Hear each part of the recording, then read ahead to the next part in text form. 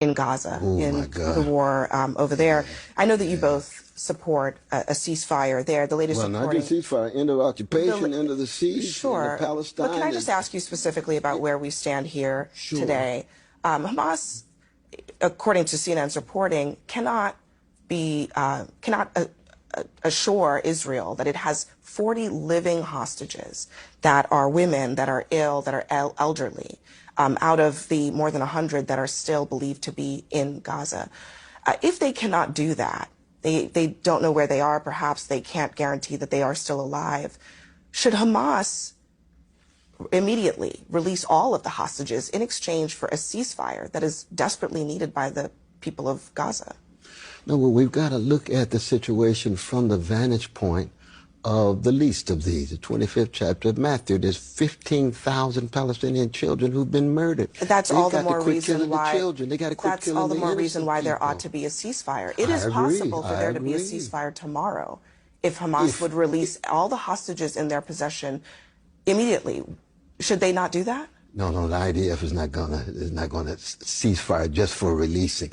They themselves have to stop the bombing. They got to keep. That's the deal that is on the table. And Hamas themselves say they can't assure them that they have each life is 40 precious, hostages. Israeli or Palestinian or whatever. But it's the Palestinian lives that are being lost. We've got to start there. That's been part of the problem with Biden. That's been part of the problem with Schumer.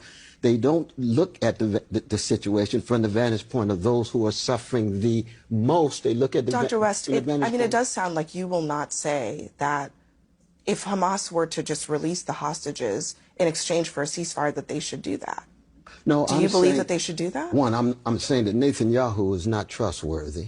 The IDF has engaged in terrorizing the Palestinians, and terrorizing anybody is wrong, but the terrorizing that they are doing, it reaches the point of the crime of genocide.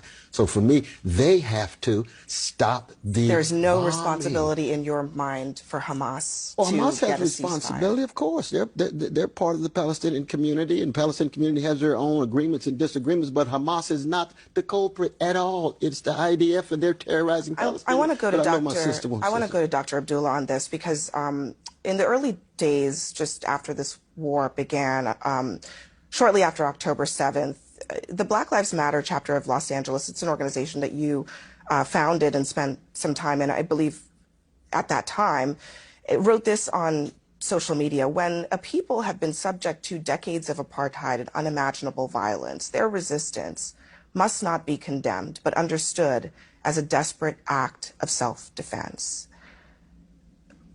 That sounds like a defense of Hamas. Yes, is that what it was?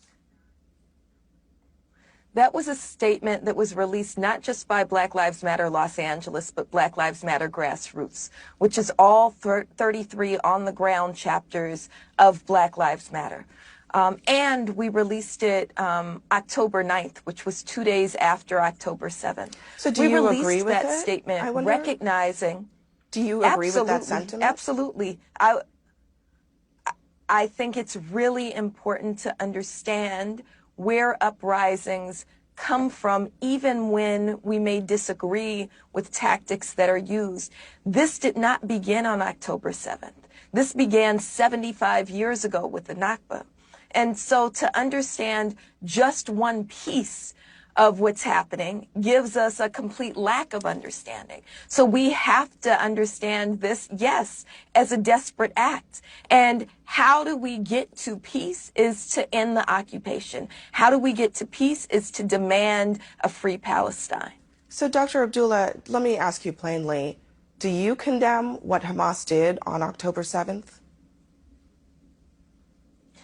Well, I find it really troubling that we're constantly asked to condemn Hamas. I'm not a member of Hamas. Why would I be asked to condemn Hamas? I don't think asking?